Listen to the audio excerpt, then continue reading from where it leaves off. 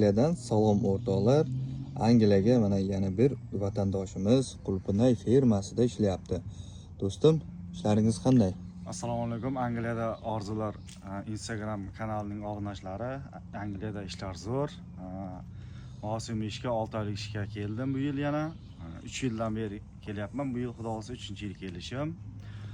Qulupnay terim, galbuka terim va boshqa qishloq xo'jalik ishlari bor.